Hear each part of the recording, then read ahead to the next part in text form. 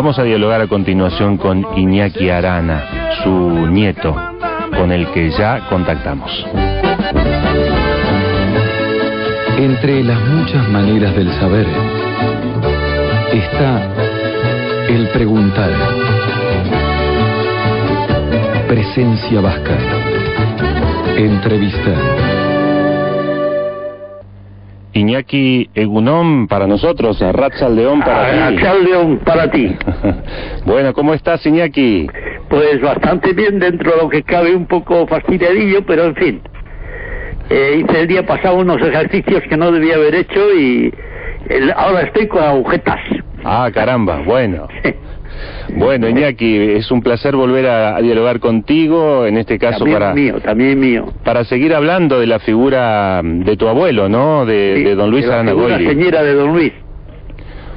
Una figura tal vez un tanto desconocida dentro incluso del nacionalismo vasco. ¿A qué se debe esto, Iñaki?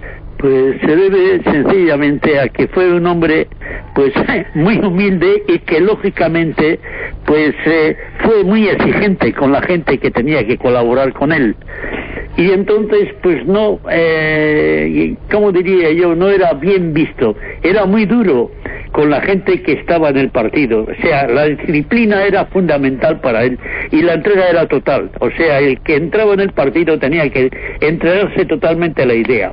Era un hombre que exigía mucho, pero también daba mucho. Ese era el problema. Era un hombre con una capacidad extraordinaria. Y claro, pues lógicamente quería que la gente que estaba con él trabajara al mismo nivel que él, y eso es muy difícil. Bueno, pero fue poco a poco andando y logró la consolidación del partido en el año 15. Iñaki, indudablemente... Sí, te escucho, sí. El Partido Nacionalista Vasco empezó en el año 1895. 1895. Y entonces ocurrió que no había base suficiente para poder hacer las...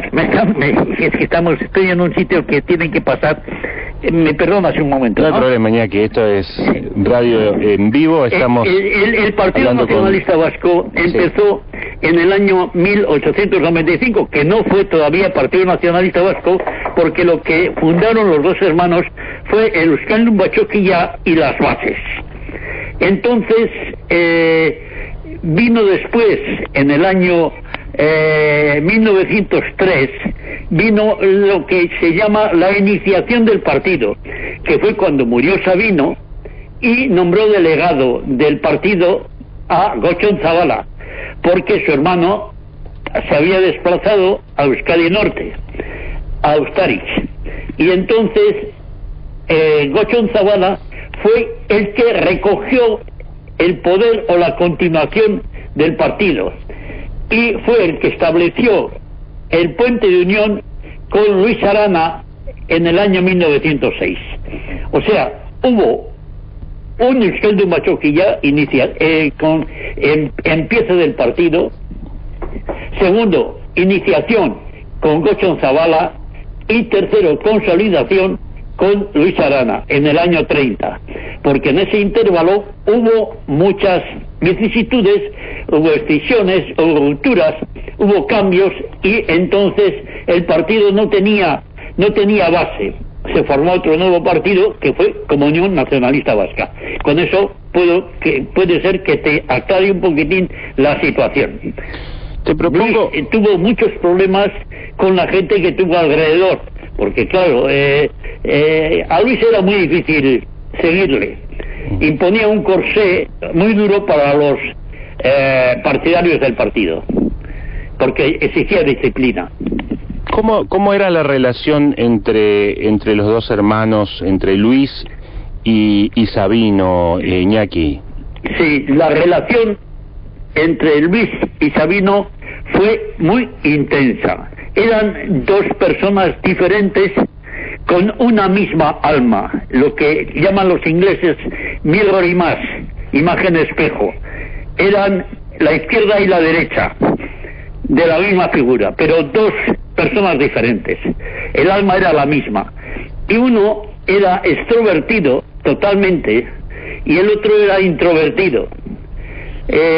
Sabino era más universal, era más polifacético y yo diría que era más extrovertido, quiero decir, que se materializaba con relación al exterior extraordinariamente bien, pero no comprendía entonces la situación del pueblo vasco. Vamos a hablar pueblo vasco, pero no es pueblo vasco en realidad, era Vizcaya, porque el nacionalismo vasco empieza en Vizcaya y don Luis se refiere siempre al principio a Vizcaya. Y Luis tenía la capacidad de ver el problema vasco o problema de Vizcaya que había entonces debido a las guerras carlistas, a la Segunda Guerra Carlista, que Vizcaya quedó completamente desarbolada. Se perdieron todas las cosas, había que empezar. Sabino no veía esto como veía don Luis. Pero de todas formas, la relación era extraordinaria. Se comunicaban perfectamente. Iñaki, te propongo retrotraernos a ese momento inicial. Mencionaste hace un momento las guerras carlistas, ¿no? Estamos a fines del siglo XIX, con una tierra vasca con muchos problemas, devastada por las guerras carlistas. Exactamente. Y con una conciencia nacional inexistente en ese momento. ¿Cómo fue ese despertar de la conciencia nacional vasca? Primero entendemos en Luis y luego en Sabino. Primero es Luis en realidad, porque Luis es el primero que se hace nacionalista en 1880 y es el año 1879-1880. Luis tenía 18 años y estaba empezando a estudiar la carrera de arquitectura. Y ya Luis conoce el problema que se avecina, el problema de que Euskadi o Vizcaya estaba totalmente despoblada, desasolada, y había que recuperar el alma de los fueros, y había que recuperar la capacidad vasca para salir adelante. Y eso es lo que hace Luis. Entonces, una vez de que Luis comprende esto y madura esto, le transmite a su hermano en el año 1882 lo que él creía que pasaba y le transmite su idea.